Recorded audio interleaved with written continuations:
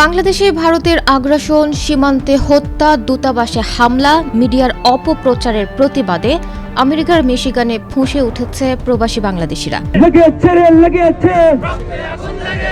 আবু সাঈদ মুক্ত, শেষ হয়নি যুদ্ধ।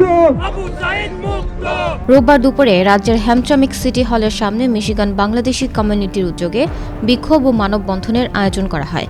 এতে অংশগ্রহণ করা বাংলাদেশিরা ভারতের আগ্রাসন রুখতে দেশের মানুষের পাশাপাশি প্রবাসেও তারা সক্রিয় ভূমিকা রাখার ঘোষণা দেন।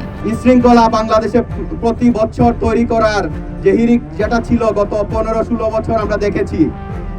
আমরা ভুলিনি ফেলনির লাশকে কিভাবে ওরা হত্যা করে কাঁটাতারে ঝুলিয়ে রেখেছিল। আমরা ভুলিনি প্রতি বছর শত শত বর্ডার কিলিং। নিউ ইয়র্কের মার্কস হোম কেয়ার এখন মিশিগানে। রাজনৈতিক ব্যক্তিত্ব দেওয়ান আকমল চৌধুরীর সভাপতিত্বে ও ইঞ্জিনিয়ার ফরিদ উদ্দিন শিপলুর সঞ্চালনায় বক্তারা বলেন, প্রবাসে থাকলেও দেশের বিরুদ্ধে ষড়যন্ত্র রুখে দিতে আমরা সবাই প্রস্তুত।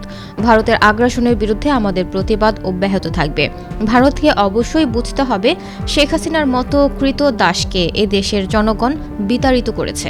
স্বাধীন দেশের উপর আধিপত্য প্রতিষ্ঠার কোনো প্রচেষ্টা আর বাংলাদেশের জনগণ সহ্য করবে না। দেশে বিদেশে আমরা ঐক্যবদ্ধভাবে তা প্রতিহত করব। আমাদের দাদারা বরাবর যারা আমাদেরকে দাদা ভাবে হিসাবে ভূমিকা রেখে আসছেন, হাজার হাজার মানুষের হত্যাকারী এই হাসিনাকে বাংলাদেশে ফিরিয়ে না দেওয়া পর্যন্ত ভারতের বিরুদ্ধে আমাদের এই প্রতিবাদ অব্যাহত থাকবে ইনশাআল্লাহ। এ সময় বক্তব্য রাখেন ইঞ্জিনিয়ার শামীম আহমেদ, মাহির ফয়সাল, সেলিম আহমদ, ইঞ্জিনিয়ার ইদ্রিস আলী, আলভি চৌধুরী, মুজিব আহমেদ মনির, ইমাম আব্দুল লতিফ আজম, ইমাম ফখরুল ইসলাম, রাব্বানী তালুকদার, কামাল রহমান, দেলওয়ার আনসার, মঞ্জুরুল করিম তুহিন, ফাহাদ চৌধুরী, নাজমুল হক কামাল, শাহনেওয়াজ চৌধুরী, জিলাল জিলানী সহ আরও অনেকে। ইন্ডিয়ার কিছু আমাদের মিশিগানেও আছে। বক্তারা আরও বলেন, ফ্যাসিস্ট স্বৈরাচার শেখ হাসিনাকে রক্ষার মিশনে নেমেছে ভারত, কিন্তু তাদের ধারণা নেই শেখ হাসিনা ও ভারতীয় আগ্রাসনের বিরুদ্ধে আমরা ঐক্যবদ্ধ লড়ে যাব।